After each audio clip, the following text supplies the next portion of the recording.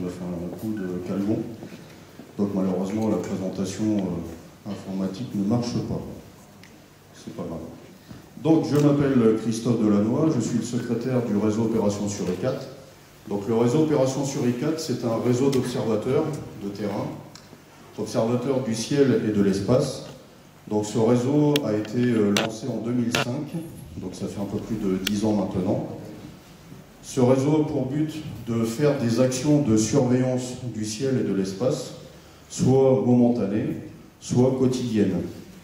Donc ce collectif, au début, a regroupé des passionnés de tous milieux, que ce soit des astronomes, que ce soit des ufologues, que ce soit des gens, sans pour autant avoir d'étiquette, je dirais, bien précise, des passionnés, des curieux, des gens qui aiment bien regarder le ciel, des gens qui veulent savoir qu'est-ce qui se passe là-haut, qu'est-ce qui circule là-haut.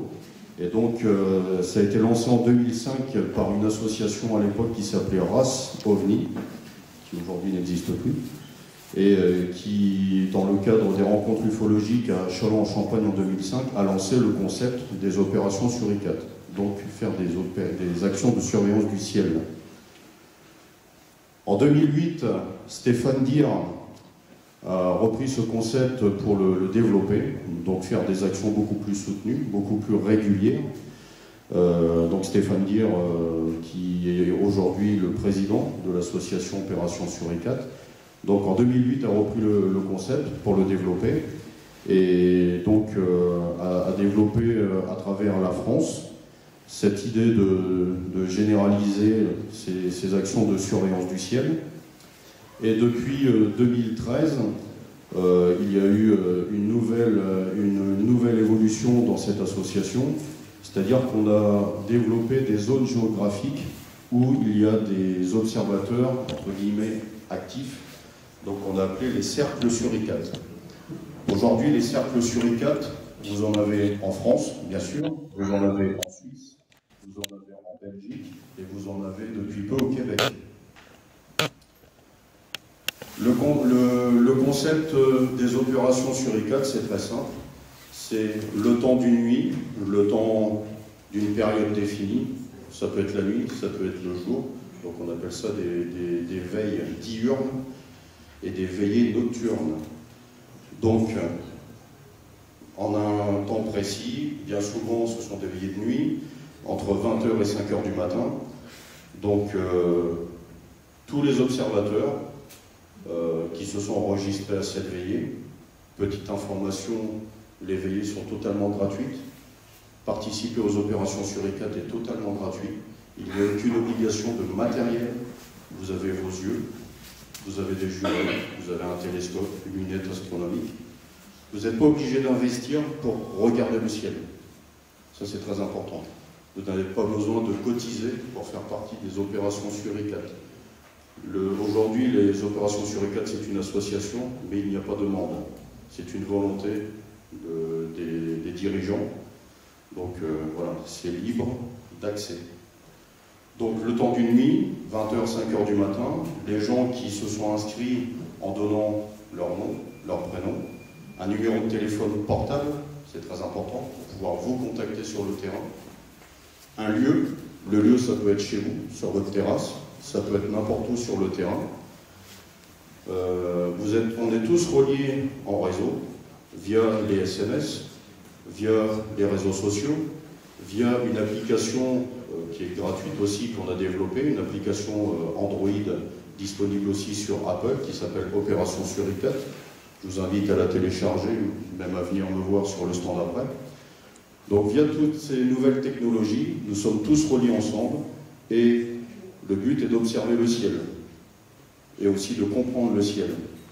Donc, à mesure où on participe à ces opérations sur E4, on se forme aussi à l'étude, on se forme aussi à comprendre le ciel, à faire de l'astronomie, à comprendre les étoiles, à regarder les planètes, etc., etc., etc. Et à mesure qu'on participe aux veillées sur E4, d'ailleurs il y en a beaucoup ici qui en font partie, qui y participent, on est à la fois astronome, on est un peu ufologue, on est plus observateur du ciel et de l'espace, Et voilà, on maîtrise de plus en plus le ciel, ce qui nous permet aussi d'éviter les méprises. Alors les méprises, quand on regarde le ciel, il y en a beaucoup. Les choses bizarres dans le ciel, au premier abord, il y en a beaucoup. Et ça peut être un avion qui passe, ça peut être un satellite qui passe, ça peut être une rentre atmosphérique, une météorite qui passe. Donc il y a beaucoup de choses dans le ciel à regarder, il y a beaucoup de choses dans le ciel qu'on peut observer. Et quand un observateur voit quelque chose qui lui paraît insolite, bizarre, qu'il n'a pas l'habitude de voir, il lance une alerte. L'alerte, il la lance par le biais de son téléphone portable. Donc il y a un PC qui est mis en place au niveau des veillées, qui centralise toutes les informations des observateurs sur le terrain, qui a pour travail de collecter les informations, faire un premier lever de doute en fonction des informations auxquelles tout public a accès. Donc le trafic aérien, vous pouvez y avoir accès par Internet en allant sur Flight Radar, sur Planefinder. Les informations des satellites, des trajectoires de satellites, vous pouvez avoir ça via Events Above, bon c'est anglais, mais vous avez l'historique des prévisions de tous les passages satellites, de toutes les trajectoires de la Station Spatiale Internationale, de la Station Spatiale Chinoise, Tiangong 2, parce que le 1 est en perdition. D'ailleurs, pour la petite information, Tiangong 1 va chuter sur la Terre, mais ils ne savent pas encore où. Donc, n'oubliez pas de mettre votre casque si vous sortez le soir, on ne sait jamais. Vous avez aussi les prédictions des gros satellites de télécommunications, géolocalisation. Les seules activités qu'on n'a pas, bien entendu, c'est les activités des satellites militaires, ni le trafic aérien militaire. Ces informations-là, bien sûr, on ne les a pas. Mais déjà, avec toute cette somme d'informations, qui est grand public, le PC fait le premier lever de doute, regarde si ce n'est pas quelque chose qui est connu, identifiable, et dans la mesure où il y a un manque d'informations, ou même en connaissance des informations, on renvoie un message à tout le monde en temps réel, via l'application, puisque avec l'application Opération Suricate, on peut faire des notifications, donc il y a un message qui est envoyé sur l'application. Vous avez un message qui est renvoyé aussi en SMS à tout le monde. Quand je dis à tout le monde, c'est tout le monde, aussi bien en France, en Belgique, en Suisse, au Québec. Tous les observateurs reçoivent le SMS en temps réel. L'avantage d'avoir tout le monde en réseau, c'est que, comme j'ai expliqué tout à l'heure à certains, on a eu un cas d'observation qui a été déclenché en Suisse. L'information a été corrélée ensuite en Charente, a été reconfirmée ensuite dans l'Oise, pour finir en Belgique. L'avantage de cette multiplication d'observations, c'est l'apport d'informations techniques, d'informations sur les caractéristiques de l'observation, qui permettent à nous d'établir un rapport d'observation. Et le rapport d'observation, nous, ensuite, il est publié. Il est publié soit avec l'identité du témoin, s'il le souhaite, ou publié sous X. L'anonymat est parfaitement respecté quand elle est demandée. Ensuite vient s'engager le travail des enquêteurs, ce qui n'est plus notre cas. Donc les enquêteurs, comme le fait très bien Thierry et son équipe OVNI Languedoc, nous, notre travail s'arrête là. Observer, collecter un maximum d'informations, les mettre en page et ensuite les diffuser. Voilà. Donc c'est déjà un gros travail d'observation, c'est déjà un gros travail d'accumulation d'informations. Et ensuite, place aux enquêteurs de reprendre contact avec le témoin, d'approfondir le travail, d'aller voir sur place, de faire des séries de photos, faire une enquête de terrain. Voilà. Donc ces veillées, ça fait 10 ans qu'on les fait.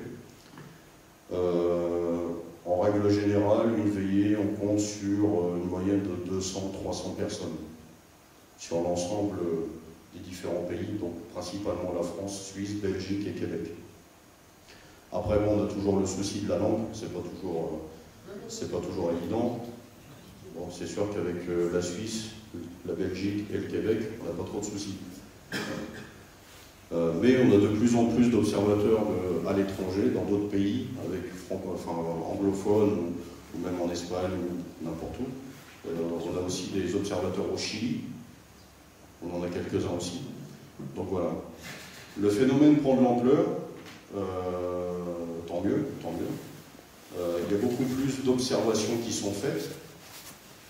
C'est pas parce qu'on fait des observations à des dates précises qu'il n'y a pas des veillées qui sont faites en dehors de ces dates. C'est pas pour autant qu'il n'y a pas des observations qui nous reviennent. L'avantage de l'application, c'est d'être joignable tout le temps, puisque via l'application, vous pouvez faire aussi des alertes. Donc, dès l'instant où vous voyez quelque chose, vous pouvez alerter. C'est l'avantage. Donc, c'est pas parce qu'il n'y a pas de veillée que votre observation ne sera pas prise en compte. Il y a toujours quelqu'un qui sera là pour réceptionner, pour reprendre contact avec vous, pour étoffer le contenu de votre observation, pour établir un rapport complet, ensuite qui sera mis à disposition du grand public, des enquêteurs et de terrain, ou même du GEPAN. Alors pareil, deux choses que j'ai expliquées tout à l'heure. Quand un témoin fait une observation, que devient le rapport? Premièrement, nous, on le complète et on le diffuse. Ensuite, il y a la possibilité d'adresser le rapport d'observation au GEPAN. Le GEPAN, c'est le groupe d'études et d'information des phénomènes aériens non identifiés. C'est un bureau qui dépend du CNES, Centre national d'études spatiales, qui est en charge de l'étude du phénomène OVNI, entre guillemets, sur le plan national français. Donc, c'est un rapport aussi à établir, qui est étudié par le CNES. Le CNES, donc, via le GEPAN, a sa propre grille de référence pour classer les cas. Et sur son site internet, vous avez par région, vous avez par département, les classifications des cas qui lui ont été soumis. Voilà. Donc, c'est au témoin de faire la démarche, c'est pas à nous, au nom du témoin, de contacter le GEPAN. C'est une démarche qui vous est propre en tant que témoin, puisque le GEPAN ne prend en compte que ce qui émane du témoin et non pas d'un tiers. Voilà. Donc c'est très important. Maintenant, c'est à vous de faire la démarche. Le réseau Opération Suricat, depuis donc 2 ans, est passé en statut associatif. Depuis l'année dernière, nous avons lancé une manifestation qui s'appelle le Village Suricat, qui s'établit à Champs-sur-Tarentaine dans le Cantal, donc centre-France. Le village a pour but de rassembler tous les acteurs de l'observation du ciel et de l'espace, astronomes, ufologues, c'est exactement pareil, les gens passionnés, les gens intéressés, voilà, tout le monde est le bienvenu. L'année dernière, c'était la première édition. Nous avons eu l'honneur d'avoir pour parrain Jean-Claude Bourret. Donc Jean-Claude Bourret, grand journaliste, qui a commencé le phénomène OVNI depuis les années 74 de mémoire. Ça doit être ça. Donc depuis 1974, il s'intéresse de près au phénomène OVNI, à tel point qu'il a participé à la création du GEPAN, voilà, qui ne s'appelait pas GEPAN à l'époque. Mais bon, on ne va pas refaire l'histoire du GEPAN, c'est pas ma partie. Donc ce village Suricat a rassemblé à peu près une dizaine de stands, d'exposants, dont notre ami Thierry, qui nous a fait l'honneur de venir au OVNI Languedoc, qui était représenté. Nous avons eu une quinzaine de conférenciers de divers milieux. On a eu un pilote d'hélicoptère, on a eu un pilote de ligne, on a eu un astronome, un astrophotographe même, donc un astronome qui fait de la photographie planétaire et au-delà. Nous avons eu OVNI Languedoc, dans son rôle d'enquêteur, voilà. Le réseau Opération Suricat, bien sûr. Nous avons eu aussi la gendarmerie des transports aériens. Pour ce nouveau phénomène qui, nous, observateurs, commence à soulever quelques méprises, c'est notamment tout ce qui concerne les drones. Voilà, parce qu'il faut savoir que l'observation, on a de tout. Quand on observe le ciel, vous avez des lanternes de taille, notamment en période de mariage ou de communion, on aime bien envoyer des lanternes dans le ciel. Donc vous avez des boules orangées qui se baladent dans le ciel. Bon, ça peut faire source de méprise, ça peut donner des formes triangulaires, ça peut donner plein de choses, alors qu'en fait c'est juste une petite fête entre amis. Mais dans le ciel, voilà, ça peut créer des méprises. D'ailleurs, on a fait un lancer de lanterne taille l'année dernière au village Suricat. La gendarmerie a eu 10 appels téléphoniques. Comme quoi la méprise existe toujours. Voilà. Donc ce rendez-vous qu'on fait tous les 2 ans, donc le prochain ce sera en octobre, dernier week-end d'octobre l'année prochaine, à Champs-sur-Tarentaine. On essaye de rassembler un peu tout le monde et puis de montrer un peu tout ce qu'on fait. Et puis ça se passe très très bien. Voilà. Donc au jour d'aujourd'hui, le réseau Opération Suricate continue bien sûr les observations du ciel et de l'espace en animant, en créant des rendez-vous tous les mois. En période où vous n'avez pas la Lune dans le ciel. Pourquoi? Tout simplement à cause de la pollution lumineuse. Voilà, la Lune dégage une lumière assez importante, ce qui fait qu'on ne voit pas le ciel en totalité, on ne voit pas toutes les étoiles, on ne voit pas tous les phénomènes.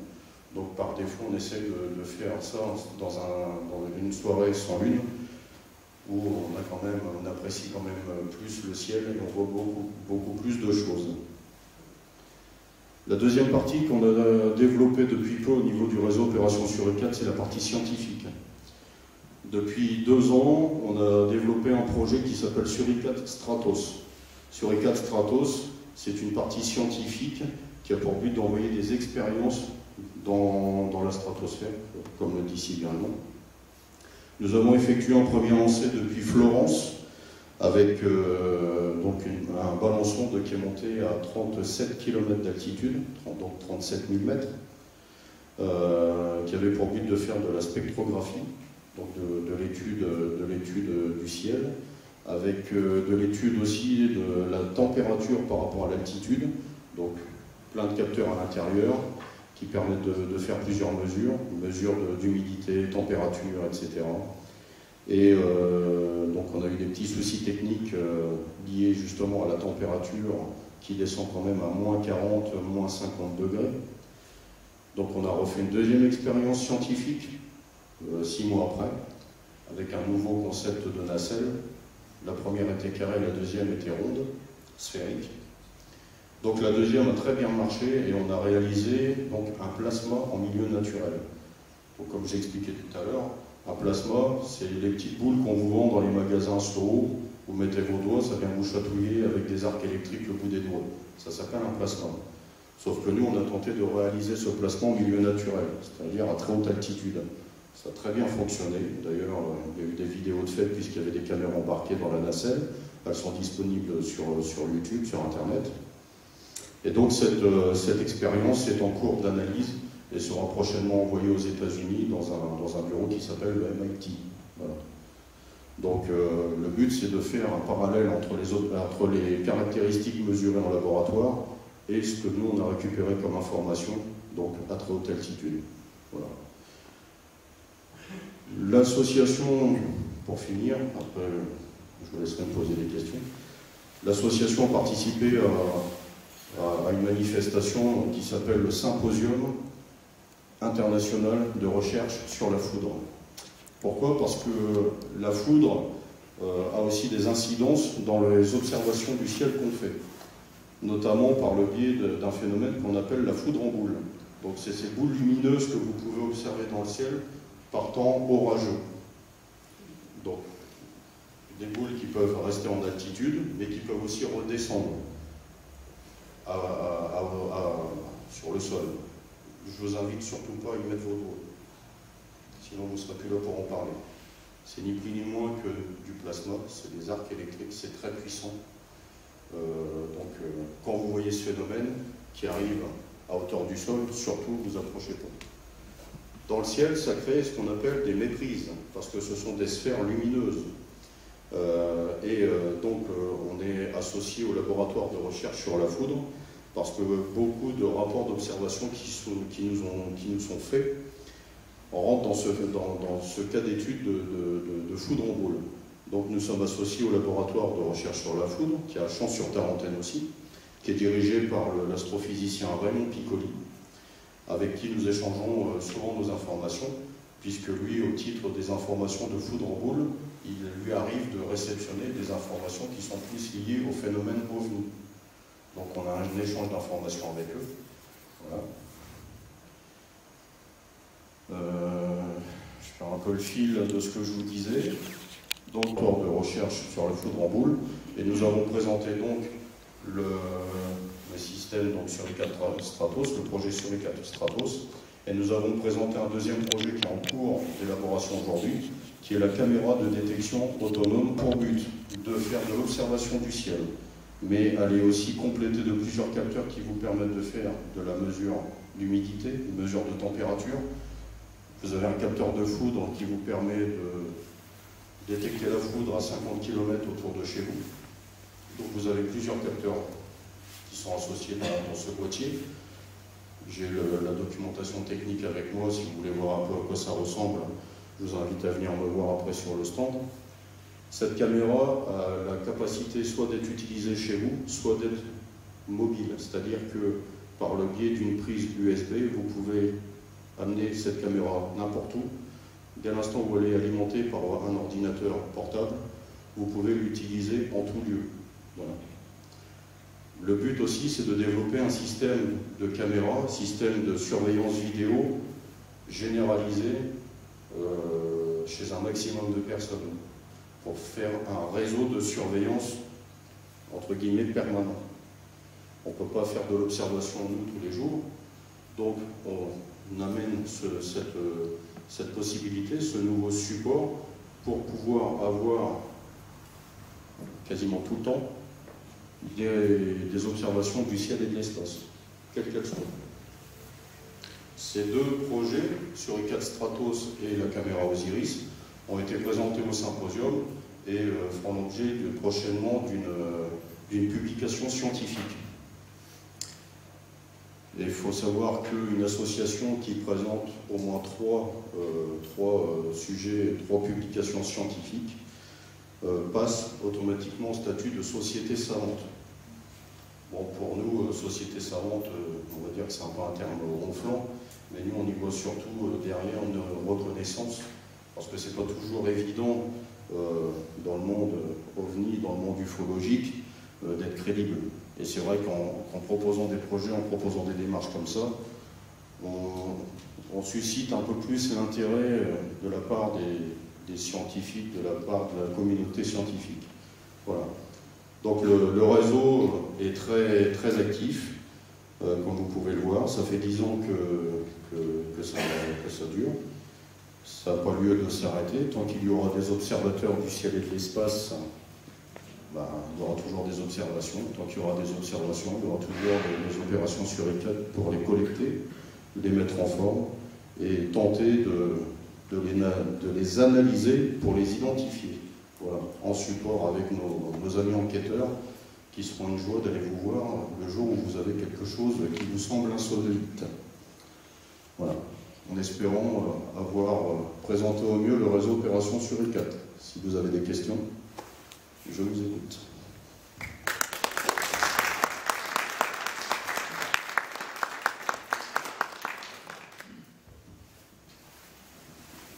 Moi j'ai une question. Oui. Après 10 ans d'opération Suricat, vous avez dû récolter énormément d'informations, énormément de data. Est-ce que vous êtes en capacité de faire une synthèse entre les observations que vous avez pu identifier et celles qui ne sont pas encore identifiées, Alors effectivement, ça fait 10 ans que le concept des opérations Suricat existe. Le souci, c'est que ça fait que depuis 2013, véritablement, qu'il y a des archives. Je dirais, dans cette période 2013, c'est là où on commençait à passer en statut associatif. Donc, c'est là que moi je suis arrivé dans le réseau, où Stéphane m'a dit, bon, il faudrait peut-être restructurer un peu les choses. Donc, effectivement, il faudrait quand même avoir des bases, avoir quand même des archives de ce qu'on fait, parce qu'on fait des veillées, on récupère des informations, mais elles deviennent quoi? Donc effectivement, jusqu'à 2013, malheureusement, il n'y a pas d'écrit. C'était, je dirais, dans un but purement collectif, voilà, c'était des actions entre potes, on va dire. Voilà. Donc il n'y avait pas forcément cette structure, cette véritable démarche. C'est dommage, parce qu'effectivement, on a perdu beaucoup de choses. Donc depuis 2013, il y a des rapports d'observation qui sont faits, il y a des outils qui ont été mis en place, l'application, sur le site internet aussi. Donc toutes les informations qui sont collectées, d'ailleurs je les ai toutes ici avec moi, bon, à part 2016, Et 2013, 2014, 2015, tous les rapports sont pas de souci. Qu'est-ce qu'on en fait? On s'est posé la question il y a peu de temps en se disant bon, le GEPAN c'est bien gentil, mais bon, il y en a qui sont pour, il y en a qui sont contre. Mais toutes ces informations, qu'est-ce qu'on en fait, quoi?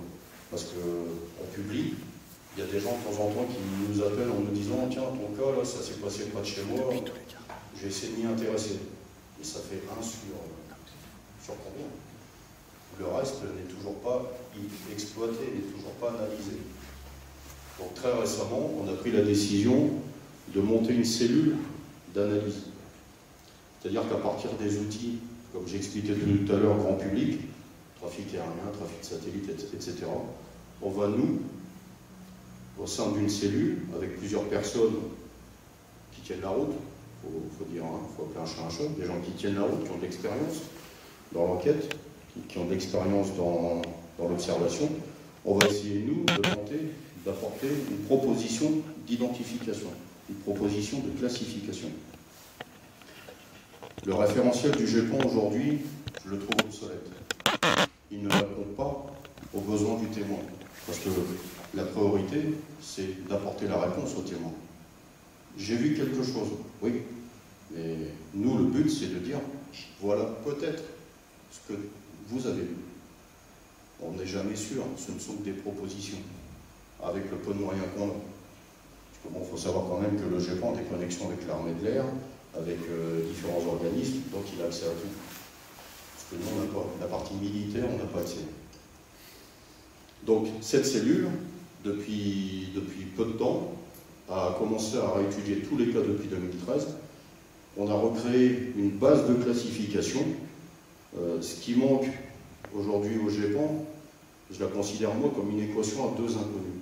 La première inconnue étant ce qu'on a observé, la deuxième inconnue étant qu'est-ce qu'on a en face. À quoi on peut faire correspondre l'observation. Et c'est cette base, c'est ce référentiel-là qu'on n'a pas. Et nous, on a essayé de créer cette classification par milieu naturel. C'est-à-dire que des observations, on peut en faire dans le ciel, mais on a aussi des observations sous l'eau, qu'on appelle les OANI, observations aquatiques non identifiées. Et donc ce référentiel, quand j'ai commencé à travailler dessus, je me suis dit, d'accord, nous on se concentre sur le ciel, mais il ne faut pas oublier que ça démarre aussi en dessous. Donc on a créé cette référentiel par milieu naturel, en commençant par le fond marin, parce qu'on peut trouver plein de choses dans le fond marin. On peut trouver du béton, on peut trouver des poubelles, on peut trouver des armements, on peut trouver plein de choses. Après, tout ce qui est subaquatique, tout ce qui est en surface de l'eau, maritime, tout ce qui est terrestre, tout ce qui est ciel, espace. Mais s'associe à ça aussi toutes les anomalies techniques.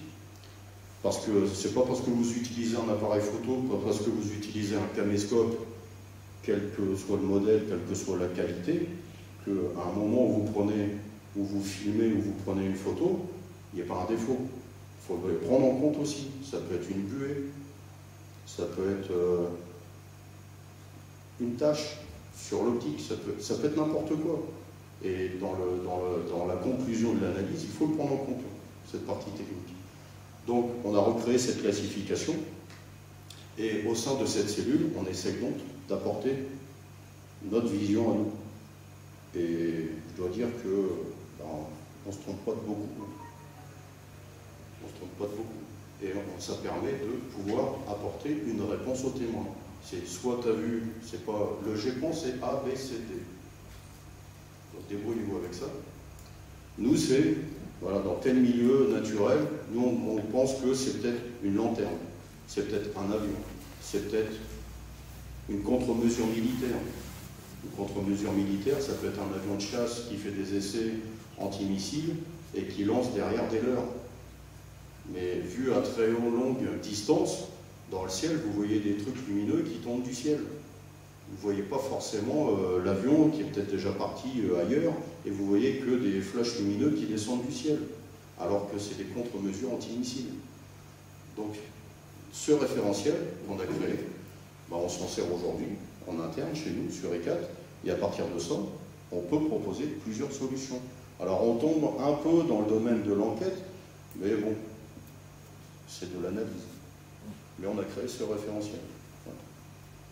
Donc aujourd'hui, les archives, c'est 3 ans. 2013, 2014, 2015. 2016, on est en train de les faire, donc voilà. Donc c'est publié en ligne, c'est accessible à tous. Hein. Vous allez sur le site internet, vous avez les rapports tels que je les ai là, vous les avez tous complets. Et si un enquêteur veut contacter le témoin, il a même son adresse mail pour ceux qui veulent laisser leur identité. Donc ceux qui veulent laisser leur identité, c'est nom, prénom, adresse mail. Il n'est pas question de laisser une adresse, il n'est pas question de laisser un numéro de téléphone. Libre ensuite au témoin de donner suite ou pas. Si c'est classé sous X, c'est classé sous X, il n'y a pas d'information, il y a juste le contenu du rapport d'observation qui est publié. Donc effectivement, sur 10 ans, 3 ans d'archives. Bon, il faut bien commencer à un moment ou à un autre, mais c'est dommage.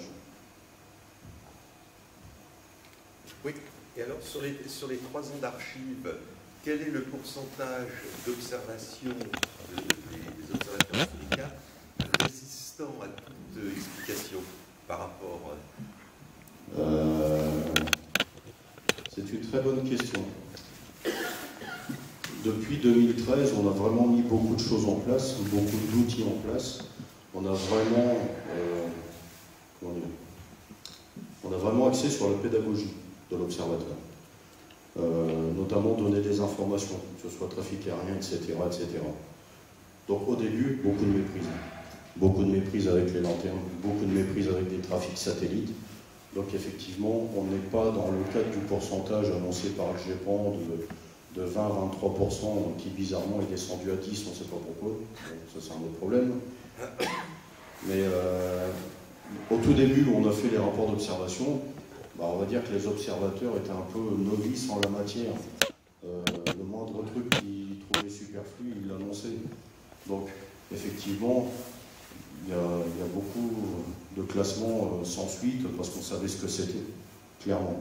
Donc au jour d'aujourd'hui, donner un pourcentage, je ne peux pas. Clairement, je ne peux pas parce qu'on a commencé depuis peu l'analyse de tous les rapports. Là, on démarre seulement 2014. D'accord. Bon. Le travail prend un peu de temps quand même. Hein, on n'a pas les moyens du GEPAN, hein, on fait ça bénévolement quand même. Donc aujourd'hui, on ne peut pas. Mais le but, effectivement, c'est véritablement de dire, voilà, dans la part de ce qui nous a été adressé, voilà la part d'observation classifiée comme étant trafic aérien, satellite, activité connue, et la part d'inconnu. C'est le but, hein. Clairement, c'est le but. Si on tombe dans les mêmes proportions que le GEPAN, on pourra se dire qu'on n'est pas trop loin de la vérité. Maintenant, ce qui arrive chez nous n'arrive pas au GEPAN. Et inversement. Donc, je ne sais pas. Mais le but, effectivement, c'est vraiment de sortir un camembert et vraiment de montrer à travers tous ces rapports la part de connu et d'inconnu. Bon. Mais c'est un travail qui commence depuis peu. Oui, une question. Moi, je participe avec notre ami Bernard aux soirées sur ICAT. C'est bien, change rien. Voilà. Non, mais j'ai l'intention de continuer, mais bon. Parce que tu as plus l'habitude que nous, je voudrais savoir un petit conseil. Nous, on se couche assez tôt quand même, on ne fait pas la veillée toute la nuit. Je veux savoir si on rate quelque chose ou si on a intérêt à la démarrer plus tard, par exemple, est-ce que dans tes sondages, etc., il y a une période de la nuit qui est plus propice, on va dire, à de l'activité, quelle qu'elle soit. Parce que nous, bon, c'est vrai que jusqu'à minuit, enfin, en général, on a beaucoup d'activités, hein, le ciel est très embouteillé, mais peut-être qu'il y a encore des heures qui sont plus... La réponse, elle est simple, c'est que s'il y avait une tranche horaire où il y avait le plus d'observations, ça serait magnifique. On ne peut pas définir à l'avance, voilà, les observations de soucoupe, c'est de 20h à 22h, les triangles, c'est de 22h à 2h du matin. Je ne m'attends pas, tu sais, comme je te l'ai dit tout à l'heure, je ne m'attends pas à avoir les soucoupes volantes, malgré qu'on espère le faire. Non, ce que je veux dire, c'est que, par exemple, c'est plus distrayant quand on observe le ciel, quand il est très actif, il y a des heures où on ne peut pas rester 5 minutes sans voir quelque chose. Donc, je pense que nous, la tranche qu'on a, 20h minuit, est très, voilà, très active. Alors, si tu me dis qu'après minuit, ça continue comme ça, ou... Moi, le cas personnel que j'ai eu en 2013 d'observation, qui est très simple, c'est j'étais en poste, un point lumineux qui arrive vers moi et qui change brusquement de direction, en faisant un angle droit, sans perte de vitesse, sans perte d'altitude. Donc ça fait clac-clac. Mais en angle droit. Donc j'ai un ami qui est instructeur Air France. Je lui ai posé la question, j'ai dit écoute, j'ai vu un truc arriver sur moi et ça fait clac-clac. J'ai dit techniquement c'est pas un avion. Ah, il me dit non, il dit nous pour faire un changement de cap au 90, il faut 3 minutes, les moteurs à fond et en décrivant une courbe. Il dit un avion ne fait jamais d'angle droit. Hein. Donc, et je l'ai fait à 4h30 du matin en fin de veillée. Donc au lever du jour. Donc te dire qu'il y a une proportion plus active, il n'y a pas d'heure pour faire une observation. Il n'y a pas d'heure. Il n'y a rien d'établi. Maintenant, sur le retour que j'en ai des opérations sur ICAT, le créneau, le plus actif, effectivement, c'est 22h, 4h du matin. Voilà. Mais sinon, au-delà de ça, il n'y a pas d'heure définie pour les observations. Tu peux faire une observation à n'importe quelle heure, du jour comme de la nuit. Parce qu'il y a aussi des observations, pas de nuit. Mais dans le cadre des opérations sur ICAT, les alertes qu'on a, effectivement, le créneau, on est plus sur 22h, 3 à 4h du matin. Quelle qu'elle soit, hein, que ce soit rentrée atmosphérique, voilà, on prend tout. Là, on est plus sur ce créneau, 22-4h. Oui. En 10 ans d'observation, quelle est l'observation qui vous a le plus marqué?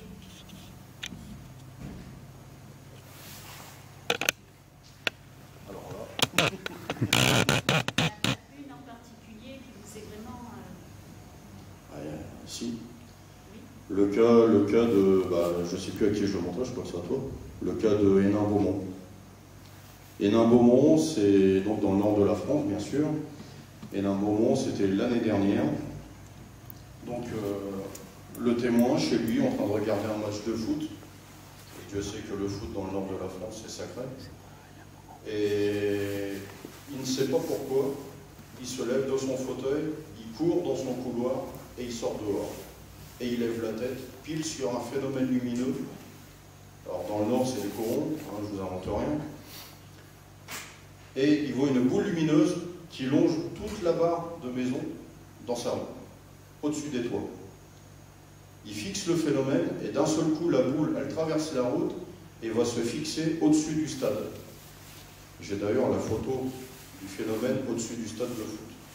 Je vous invite à venir la voir tout à l'heure, c'est assez intéressant.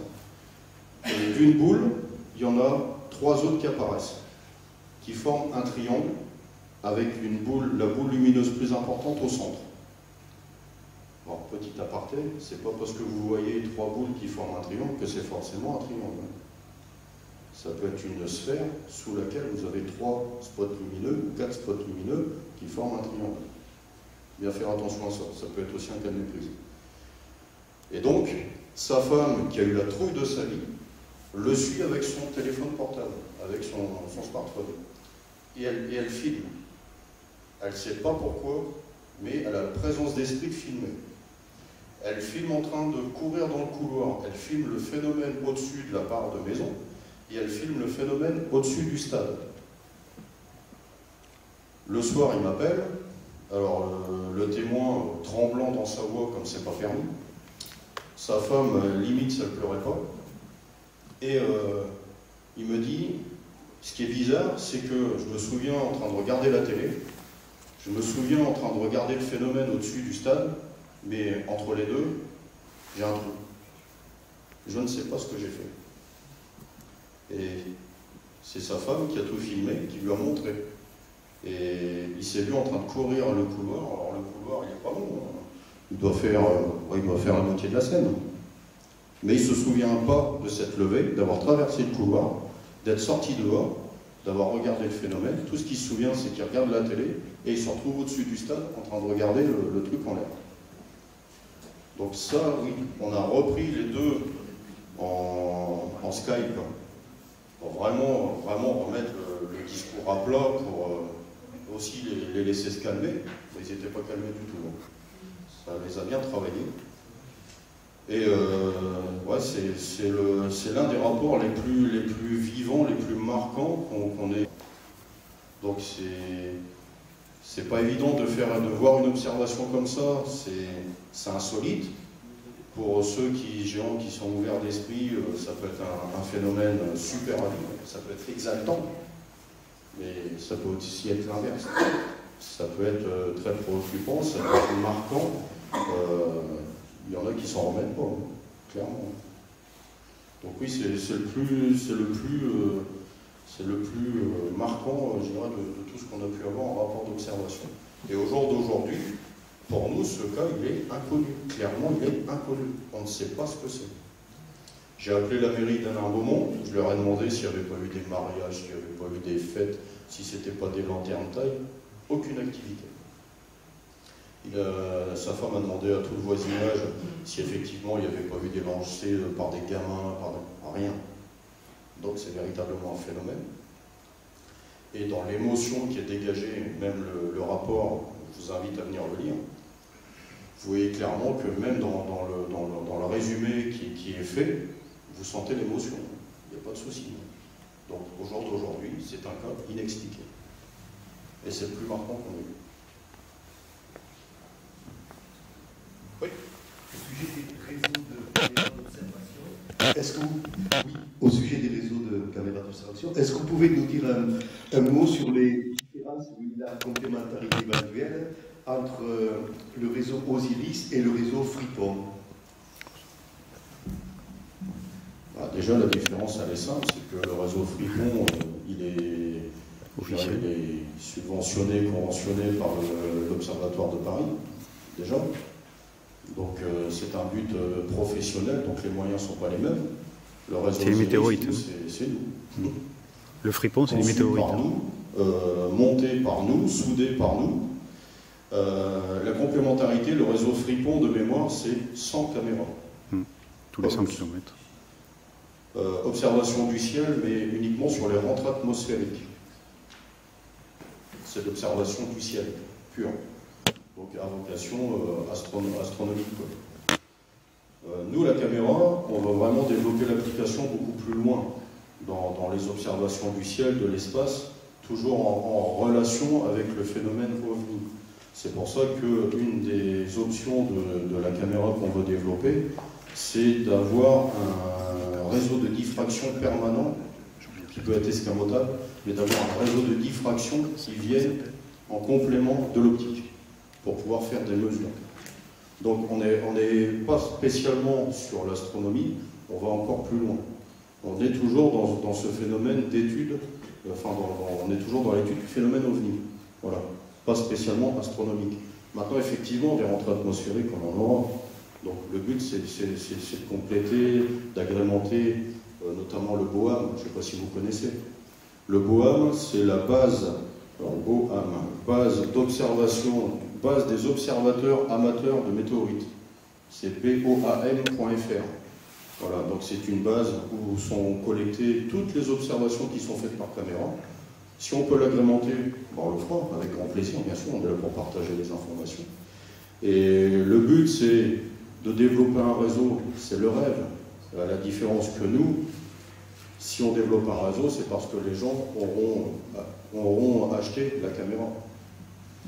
L'Observatoire de Paris, il pose des caméras, il les finance lui-même. Voilà, c'est la différence, elle est là. C'est que nous, on propose une caméra multi-capteur, une caméra à la carte. Si vous voulez faire que de l'observation, vous n'aurez qu'un optique. Si vous voulez faire de l'observation avec des capteurs supplémentaires, c'est vous qui choisirez le type de caméra que vous voulez. Mais au final, c'est vous qui la payez. Le but, c'est pas d'en faire un commerce. Le but, c'est de toujours proposer, c'est toujours la philosophie de Suricat, c'est de proposer des outils. Effectivement, là, pour le coup, c'est un outil payant. Mais bon, on est une association, on essaie de trouver des idées, ça permettra aussi d'amener de la trésorerie dans l'association. Ça, c'est un deuxième point. Le premier point, c'est de proposer des outils qui nous permettent, nous, observateurs, en dehors des veillées que l'on fait, de pouvoir continuer à observer le ciel et à pouvoir collecter des informations pour toujours répondre à cette fameuse question, le phénomène OVNI est-il une réalité ou du folklore? Parce que l'optique, il est là. C'est le phénomène OVNI, est-ce qu'il existe vraiment? Est-ce que c'est un folklore? Est-ce que c'est une idée reçue? Bon, chacun son avis sur la question, mais le but, voilà, le but de la caméra Osiris, c'est d'amener un complément qui vienne compléter l'action des observateurs sur le terrain, par le biais d'une caméra qu'on peut avoir chez soi permanente, mais qu'on peut aussi emmener sur le terrain. Parce que la particularité de cette caméra, c'est de pouvoir la déplacer. Elle est alimentée par un câble USB, les informations sont retirées par un câble USB, donc cette caméra, vous pouvez l'amener n'importe où. Vous allez sur le terrain, vous avez un ordinateur portable, vous branchez la caméra sur l'ordinateur portable, la caméra vous la posez sur le toit de la voiture, ça vient compléter votre regard à vous sur le terrain. Comme on discutait, je ne sais plus avec qui, vous voyez une météorite qui passe dans le ciel, je vous mets au défi de la prendre en photo. Parce que le temps que vous preniez l'appareil et que l'autofocus se mette en place, c'est mort, hein, c'est perdu.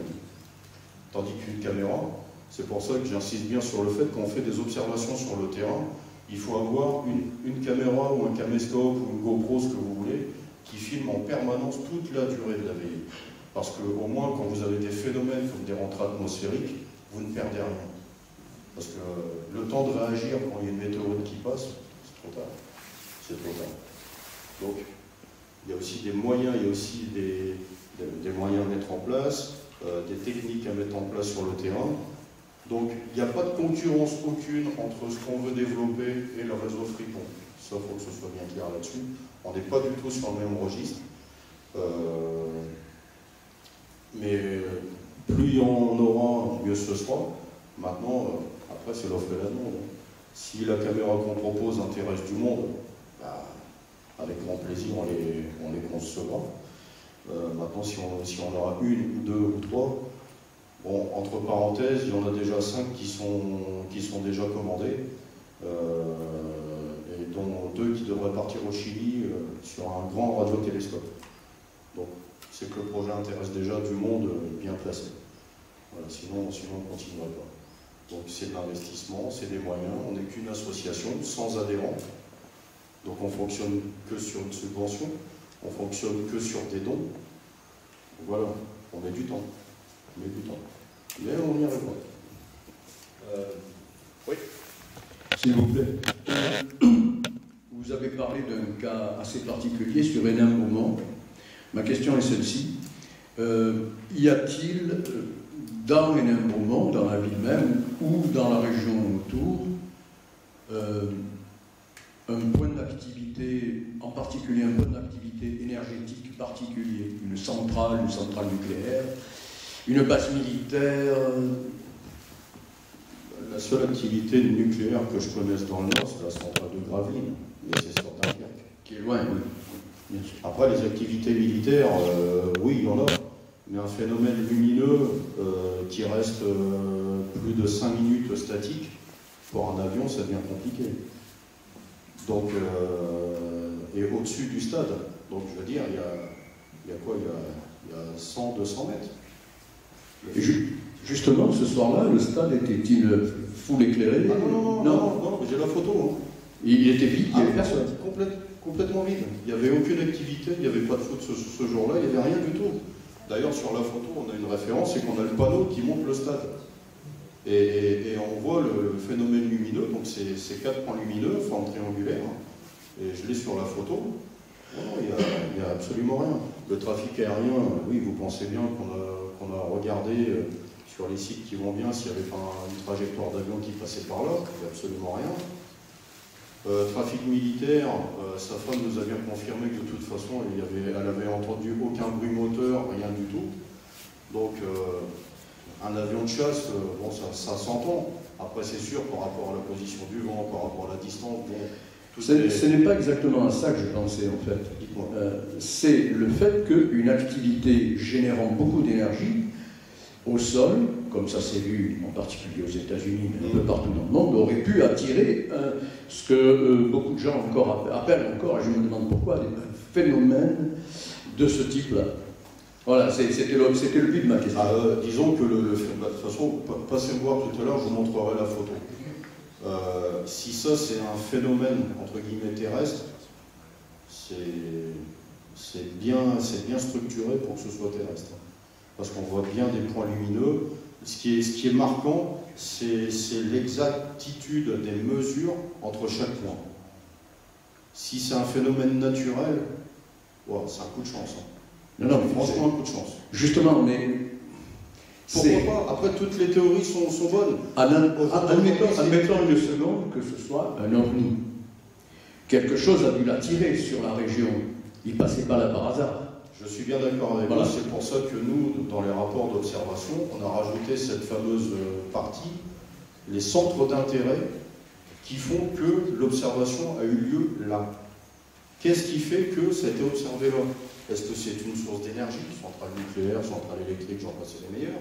Est-ce que c'est une ressource au sol? Est-ce que c'est un lac, de l'eau? Voilà, tout est envisageable. Pourquoi le phénomène il a lieu là? C'est une grande question. C'est une question à prendre en compte aussi. Maintenant, pourquoi Hénin-Beaumont? Alors là, très bonne question. Parce que quand on regarde Hénin-Beaumont sur la carte, il n'y a pas grand-chose. Il n'y a quasiment rien. Il n'y a pas d'activité particulière. Donc au jour d'aujourd'hui, c'est un cas inexpliqué pour nous. D'accord, merci. Oui, puis ça peut être tout simplement le fait du hasard. Parce qu'il faut aussi mettre ça dans inexpliqué, on met tout ce qu'on veut. Exactement. Au jour d'aujourd'hui, c'est inexpliqué. À propos des caméras vidéo, là, vous avez pris contact avec UFO-Science qui s'occupe et qui a déjà créé une caméra tout automatique qui s'appelle UFO-Catch. Non, on développe notre propre système nous-mêmes, en autonome. C'est un choix. Bonjour. Du coup, vous, comment expliquez-vous les phénomènes inexpliqués? Parce que vous avez l'air d'avancer des... La réponse est dans ta question. Du coup, vous restez en quelque chose d'inexpliqué, là je pense que Christian me rejoindra. Quand on en arrive à une conclusion de dire c'est inexpliqué, pour nous, gens de terrain, pour les ufologues, c'est s'approcher encore plus près du Graal, du phénomène dit ovni. C'est qu'on tend vers la réponse de dire ça vient pas de chez nous. Mais toutes les théories sont bonnes à avancer. C'est pas parce que c'est inexpliqué aujourd'hui que ça ne sera pas demain. Un rapport d'observation n'est jamais fermé définitivement.